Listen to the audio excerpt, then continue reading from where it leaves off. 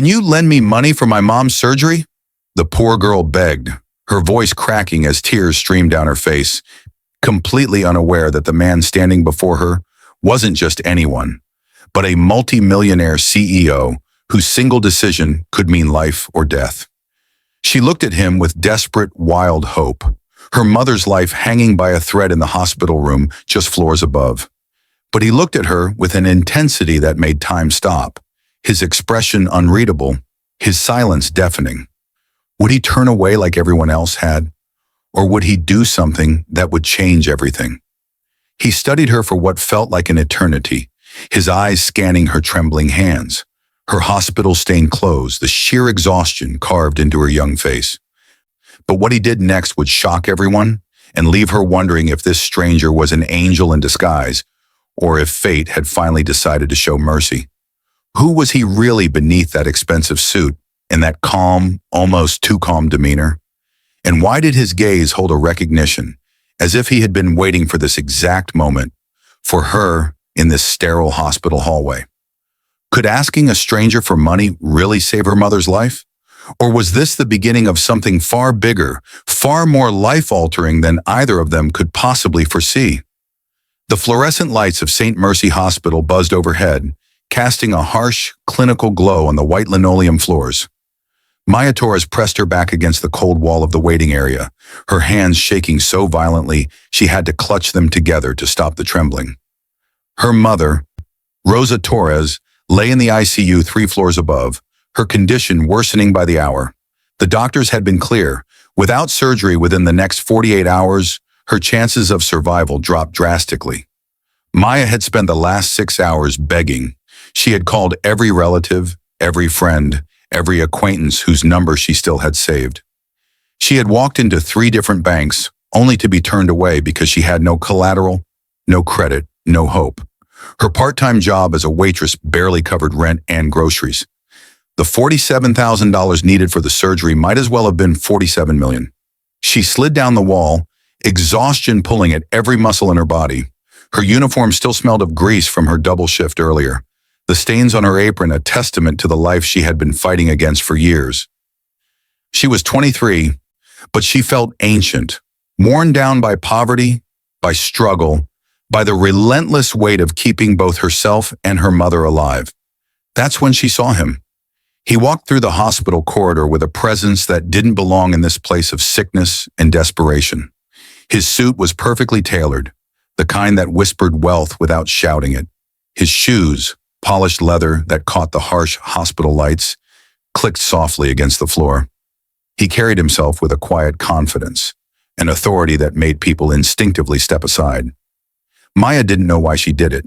Desperation, maybe, or the kind of reckless hope that only comes when you have absolutely nothing left to lose. She pushed herself off the wall and stumbled toward him, her vision blurring with tears she hadn't realized were falling. "Excuse me," she choked out, her voice barely above a whisper. "Please, I need help." He stopped, turning toward her with an expression of mild surprise. Up close, she could see the sharp lines of his face, the slight gray at his temples, the way his eyes, deep brown, almost black, seemed to assess her in a single glance. "Can you lend me money for my mom's surgery?"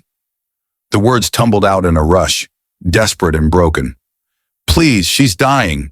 She's upstairs and they won't operate unless I pay. And I've tried everything. I've called everyone and Her voice cracked. "I just need $47,000. I know that's insane. I know I'm a stranger, but please, I'll pay you back. I'll work for you. I'll do anything. Please." The silence that followed felt like drowning. He didn't move, didn't speak, just watched her with those unreadable eyes. And Maya felt her last shred of hope begin to crumble.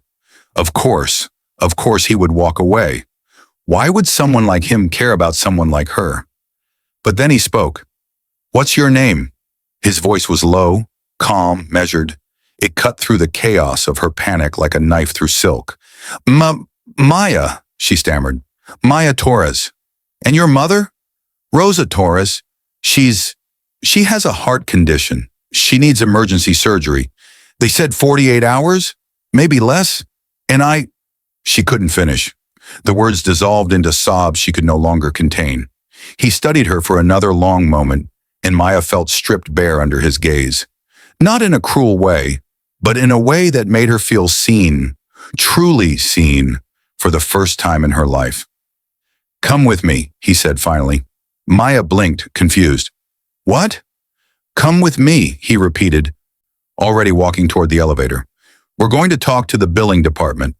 Her heart lurched. Was he actually going to help? Or was this some kind of cruel joke? She hurried after him, her worn sneakers squeaking against the polished floor, trying to keep up with his steady, purposeful stride. They rode the elevator in silence. Maya kept stealing glances at him, trying to understand who this man was. His suit alone probably cost more than she made in 6 months. The watch on his wrist glinted subtly, understated but unmistakably expensive. Everything about him screamed power, wealth, control, and yet he had stopped for her. The elevator doors opened on the administrative floor. He walked directly to the billing office as if he owned the place, Maya trailing behind like a shadow. The woman at the desk looked up, her expression shifting from boredom to sudden alertness when she saw him. "Mr. Donovan," she said, standing quickly, we weren't expecting you." Donovan. The name hit Maya like a shockwave. Daniel Donovan. She knew that name. Everyone in the city knew that name. He wasn't just wealthy, he was the wealthiest. CEO of Donovan Enterprises, a conglomerate that touched everything from real estate to healthcare. He was a legend, a ghost story whispered about in coffee shops and boardrooms. And she had just begged him for money in a hospital hallway. "I need you to pull up the account for Rosa Torres," he said, his tone leaving no room for argument. "ICU, cardiac wing." The woman's fingers flew across the keyboard. "Yes, sir, I have it here. Outstanding balance of $47,000 for emergency cardiac surgery." "Clear it," he said simply. Maya's knees nearly gave out. "What?" The billing clerk blinked. "Sir, clear the balance. Authorize the surgery immediately and ensure Mrs. Torres receives the best cardiac surgeon on staff. I don't care if you have to pull someone from another hospital. Make it happen." "Yes, sir.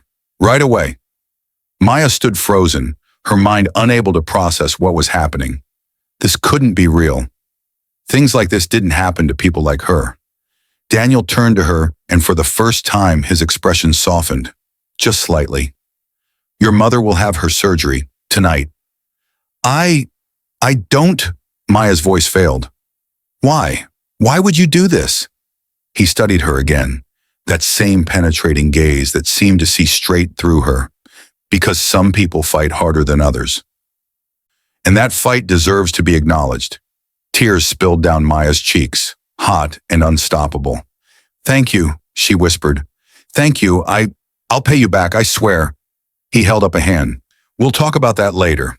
For now, go be with your mother." And then, just as suddenly as he had appeared, he was gone, walking back toward the elevator, leaving Maya standing in the billing office with her world turned completely upside down. Continuing the full story, Maya stood outside the ICU, her hands pressed against the cold glass, watching the nurses prepare her mother for surgery. Rosa Torres looked so small in that hospital bed, tubes and monitors surrounding her like a mechanical forest. Her face, once vibrant and full of life, was pale and drawn.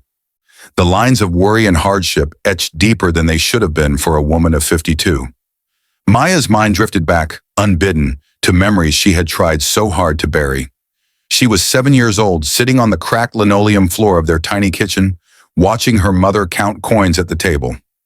Rosa's hands trembled as she sorted pennies, nickels, dimes, anything that might add up to enough for dinner. They had been evicted from their apartment 2 months earlier, and since then, they had been moving between shelters and the couches of distant relatives who barely tolerated their presence. "Mama, I'm hungry," Maya had whispered. Rosa had looked at her with eyes full of pain and love. "I know, mi amor. I know. Just a little longer. Mama's going to make it better. I promise." That promise had shaped Maya's entire childhood. Rosa had worked 3 jobs, cleaning offices at night, washing dishes during the day, and taking in laundry on weekends. She never complained, never stopped, never gave up. Everything she did was for Maya. "You're going to have a better life than this," Rosa would say, folding Maya's school uniform with careful precision, despite her exhaustion. "You're going to finish school, go to college, become someone. This poverty, it doesn't define you. It's just a chapter, not the whole story." But college had never happened. Maya had dropped out of high school at 16 to help pay bills when Rosa's health first started failing. She had promised herself it was temporary, that she'd go back, finish her GED, maybe take community college classes. But poverty had a way of making temporary permanent. 1 year became 2, became 5, became 7. And now at 23, Maya was standing in a hospital corridor, wearing a grease-stained uniform, having just been saved by a man she didn't know. A nurse emerged from the ICU, pulling off her surgical mask. "Ms. Torres, your mother is being prepped now. Dr. Chen will be performing the surgery. He's the best cardiac surgeon in the state." Someone made very sure of that. She smiled knowingly. "Your mother is in excellent hands." Maya nodded, unable to speak past the lump in her throat. The hours that followed were the longest of Maya's life. She sat in the surgical waiting room, surrounded by other families clutching their own fears and prayers. She thought about Daniel Donovan, about the way he had looked at her, spoken to her, helped her without hesitation. She thought about the billing clerk's reaction, the way everyone had jumped when he spoke. Who was he really? And why had he chosen to help her, a complete stranger? She pulled out her phone and searched his name. The results were overwhelming. Daniel Donovan, CEO of Donovan Enterprises. Net worth $4.2 billion. Forbes 40 under 40. Philanthropist, venture capitalist, one of the most powerful men in the country. But beneath the headlines about business deals and corporate acquisitions, Maya found something else. An old article from 15 years ago, buried in the archives of a local newspaper. Local teen overcomes homelessness to earn full scholarship. The photo showed a younger Daniel Donovan, maybe 18, standing outside a homeless shelter with a backpack and a certificate. The article detailed his story, how he and his mother had lived in their car for 2 years after his father abandoned them, how she had worked herself to exhaustion trying to provide for him, how she had died of an undiagnosed heart condition when Daniel was 17, unable to afford the medical care that might have saved her.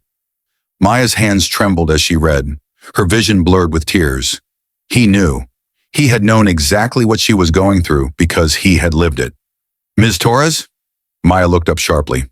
Dr. Chen stood before her, still in his surgical scrubs, and the expression on his face made her heart stop. "Your mother came through the surgery," he said, and Maya's legs nearly gave out with relief. "It was complicated, but we were able to repair the damage to her heart. She's stable. She's going to need time to recover, but she's going to make it." Maya collapsed into the nearest chair, her body shaking with sobs she couldn't control. Relief, gratitude, exhaustion, it all crashed over her at once. Her mother was alive. After everything, after all the fear and desperation, Rosa Torres was alive. "Can I see her?" Maya managed to ask. "She's in recovery now. Give us another hour, and then you can sit with her." Maya nodded, wiping her face with shaking hands. Dr. Chen left, and she was alone again in the waiting room, processing the miracle that had just unfolded. An hour later, she was led to her mother's room in the cardiac ICU. Rosa was asleep, her chest rising and falling steadily, the monitors beeping with reassuring rhythm. Maya took her mother's hand carefully, mindful of the IV lines and sensors. "I'm here, Mama," she whispered. "You're okay. You're going to be okay." Rosa's fingers twitched slightly, a small squeeze that said more than words ever could. Maya stayed there through the night, holding her mother's hand, watching the monitors and trying to understand how her life had shifted so completely in the span of a few hours. 3 days later, Rosa was awake and recovering. The color had returned to her face, and though she was weak, her eyes held the fierce determination that Maya had known her entire life. "Tell me what happened," Rosa said, her voice raspy but strong.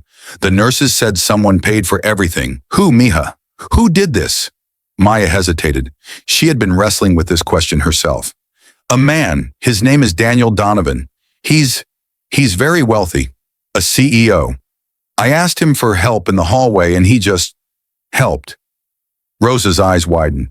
Donovan? Daniel Donovan? The one from the news? Yes. Dios mío. Rosa shook her head in disbelief. But why? Why would someone like that? I don't know, Mama. I've been trying to figure it out. As if summoned by the conversation, there was a soft knock at the door. Maya turned and her breath caught. Daniel Donovan stood in the doorway, dressed more casually than before. Dark jeans, a simple button-down shirt, but still carrying that same presence that made the room feel smaller. I hope I'm not intruding, he said. I wanted to check on Mrs. Torres. Rosa stared at him, speechless. Maya stood quickly, her heart racing. You're not intruding, Maya said. We can't thank you enough. What you did, he held up a hand, the same gesture he had made in the billing office. I'm glad your mother is recovering. He stepped further into the room, his eyes on Rosa. Mrs. Torres, it's good to see you looking stronger. Rosa found her voice. Mr. Donovan, my daughter told me what you did. I don't have the words. You saved my life. You saved us. Daniel pulled up a chair and sat down, and Maya noticed something in his expression, a vulnerability she hadn't seen before. May I tell you something? He asked quietly. Rosa nodded. 20 years ago, I was homeless. My mother and I lived in our car. She worked herself to exhaustion trying to give me a future, just like you've done for your daughter. His voice was steady, but Maya could hear the weight behind it. She developed a heart condition. We didn't have insurance, didn't have money. She told me not to worry, that she'd be fine. But she wasn't fine. She collapsed at work one day, and by the time they got her to the hospital, it was too late. Maya's eyes filled with tears. Rosa's hand flew to her mouth. She was 51, Daniel continued. The doctors said if she had received treatment earlier, she would have survived. But she didn't because we couldn't afford it, because no one stepped in to help when we needed it most. He looked directly at Maya. When I saw you in that hallway, desperate and terrified, begging a stranger for help, I saw myself at 17. I saw my mother. And I thought, not again. Not if I can prevent it. The room was silent except for the soft beeping of the monitors. I didn't help you because I'm generous, Daniel said. I helped you because I know what it's like to lose everything. And I know what it's like to have someone's life hang in the balance because of money. I swore that if I ever had the power to change that for someone else, I would. Maya couldn't hold back her tears anymore. Your mother would be so proud of you, she whispered. Daniel's expression softened. I hope so. Rosa reached out her hand and Daniel took it gently. You gave me my life back, she said, her voice breaking. And you gave my daughter her mother. How can we ever repay that? You don't repay it, Daniel said simply. You live. You thrive. You make the most of this second chance. That's all I want. He stood, preparing to leave, but Maya stepped forward impulsively. Wait, she said. I still want to pay you back. I know I can't repay $47,000 anytime soon, but I'll work. Daniel turned back to her, and for the first time she saw him smile, a real, genuine smile that transformed his entire face. Actually, he said, I do have a proposition, but it's not about money. Maya blinked. What do you mean? My company has a scholarship program. We identify young people who have potential but have been held back by circumstances. We provide funding for education, mentorship, career opportunities. He paused. Your manager at the diner told me you dropped out of high school to help your mother. She also told me you're one of the smartest people she's ever met, that you read constantly, teach yourself things, that you have a mind that's being wasted scrubbing tables. Maya stared at him, shocked. You talked to my manager? I did my research, he said matter-of-factly. Maya, I'm offering you a spot in the program. Full GED preparation, college tuition, living expenses while you study, and when you're ready, an internship at Donovan Enterprises. Maya felt the world tilt. I don't understand. Why would you? Because talent doesn't only exist in people who can afford college. Because I was given a chance when someone saw potential in me, and it changed everything. And because he glanced at Rosa, then back at Maya. Because your mother didn't work 3 jobs and sacrifice everything just so you could spend your life trapped by poverty. She did it so you could become everything you're capable of being. Rosa was crying now, full sobs of joy and disbelief. Maya's vision blurred completely. "I don't know what to say," Maya whispered. "Say yes," Daniel said. "Take the chance. Build the life you deserve." Maya looked at her mother, who nodded through her tears. She thought about all the years of struggle, all the nights of exhaustion, all the dreams she had buried because survival took precedence over hope. And she thought about Daniel Donovan, who had climbed out of homelessness and poverty to become one of the most powerful men in the world, and who had chosen to use that power to pull others up with him. "Yes," Maya said, her voice stronger now. "Yes, I'll do it." Daniel's smile widened. "Good. We start next week." 6 months later, Maya stood in the community college library, her GED certificate framed on the desk beside her laptop. She had passed with flying colors, and now she was enrolled in classes, pursuing a degree in business administration. The scholarship covered everything: tuition, books, even a small apartment near campus where she and her mother now lived. Rosa had recovered fully, returned to work part-time, but now with health insurance and regular doctor visits. The worry lines on her face had softened, replaced by something Maya hadn't seen in years: peace. Maya's phone buzzed with a text from Daniel. "Coffee tomorrow. I want to hear about your classes." She smiled. Over the past months, Daniel had become more than a benefactor. He was a mentor, a guide, someone who understood her journey because he had walked a similar path. They met regularly and he challenged her, pushed her, made her believe she was capable of more than she had ever imagined. She typed back, "Yes, thank you for everything." His response came quickly. "You did this, Maya. I just opened the door." "You walked through it." Maya looked around the library, at the other students studying, at the books that represented knowledge she was finally able to access, at the future that had once seemed impossible. She thought about that desperate moment in the hospital hallway when she had begged a stranger for help. She thought about Daniel's quiet intensity, his immediate action, the way he had seen her not as a charity case, but as someone worth investing in. And she thought about her mother's words from so many years ago. "This poverty, it doesn't define you. It's just a chapter, not the whole story." Maya was writing a new chapter now, one filled with possibility, with education, with hope. The struggles of her past hadn't disappeared.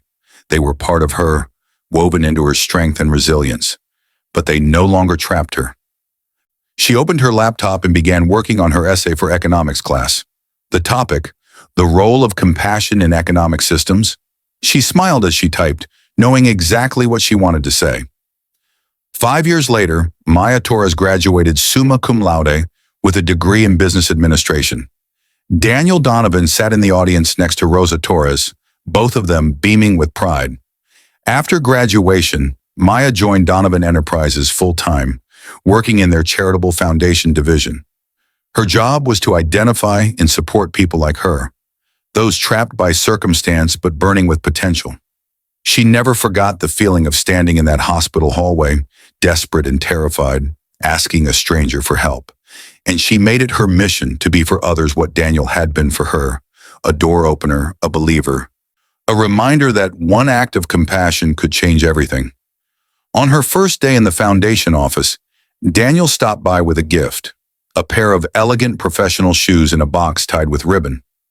"Every journey begins with a single step," he said, echoing words she didn't yet know had become their shared philosophy.